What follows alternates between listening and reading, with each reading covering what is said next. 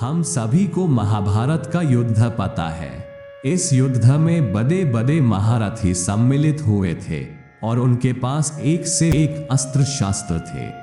शस्त्र क्या होता है? जो शरीर के बल से चलाए जा सकते हैं वे शस्त्र होते हैं। परंतु अस्त्र क्या होते हैं? जिन शस्त्रों को चलाने के लिए शरीर का बल नहीं तो मंत्रों की शक्ति आवश्यक होती है, वे अस्त्र होते हैं। महाभारत के युद्ध में अनेक अस्त्रों का उपयोग किया गया था, जिसका परिणाम अत्यंत भयंकर होता था। धनुर्धारी अर्जुन के पास ऐसा ही एक अस्त्र था, जिसका नाम पाशुपत अस्त्र था। यह अस्त्र अर्जुन ने भगवान शिवजी से प्राप्त किया था। आज हम यही कहानी सुनेंगे कि अर्जुन को इस अस्त्र की प्राप्ति कैसे हुई।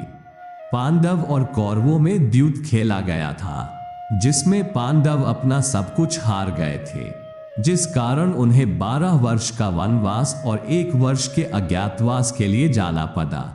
कौरवों ने पांडवों का छल और द्रौपदी का अपमान किया था। अपना राज्य वापस पाने के लिए द्रौपदी धर्मराज युधिष्ठिर को कौरवों से युद्ध करने के लिए कहती।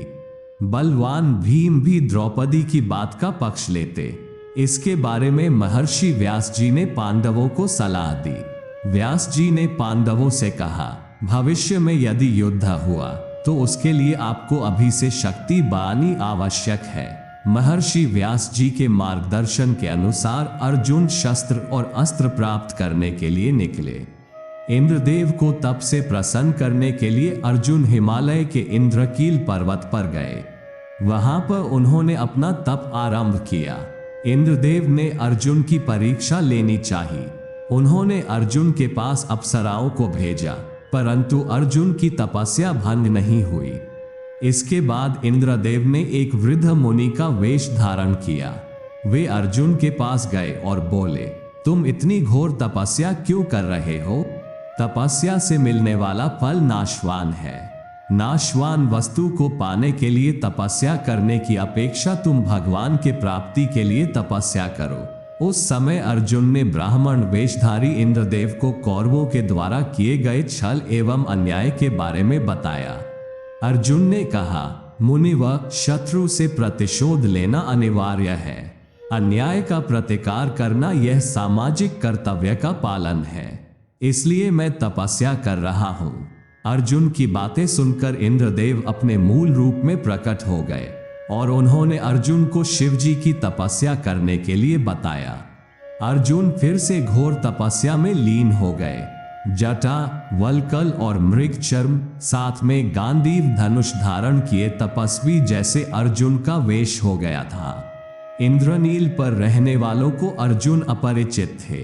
यह तपस्वी हमें हानि तो नहीं पहुंचाएगा, ऐसी वहां रहने वाले गणों को आशंका हुई। सभी गण उस अज्ञात तपस्वी के बारे में शिवजी के पास निवेदन के लिए गए। उस समय भगवान शिवजी दूसरा वेश परिधान कर वहां गए। तभी भगवान शिवजी के आज्ञा से एक दानव ने शूक का शरीर धारण किया और अर्जुन को मारने के लिए झपटने लगा। उस समय शूक को मारने के लिए शिवजी और अर्जुन दोनों ने एक साथ बाण चलाए, जिससे सुअ मर गया। अर्जुन जब अपना बाण उसके शरीर से निकालने गए, उसी समय शिवजी ने भी अपने एक गण को शूक को लाने के लिए भेजा।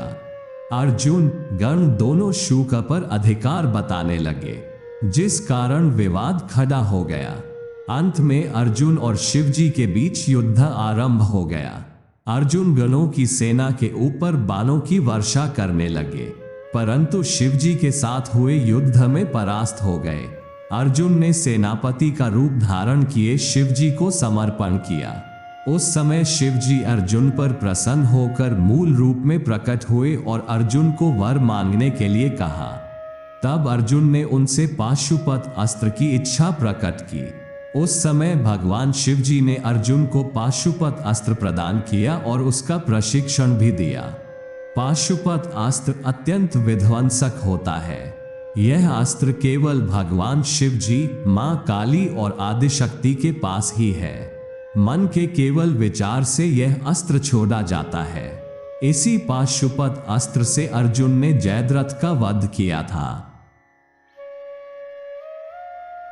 अगर आपको हमारा यह वीडियो पसंद आया हो तो इस वीडियो को लाइक और शेयर करें और ऐसे ही धार्मिक वीडियो के लिए हमारी चैनल को जरूर सब्सक्राइब करें।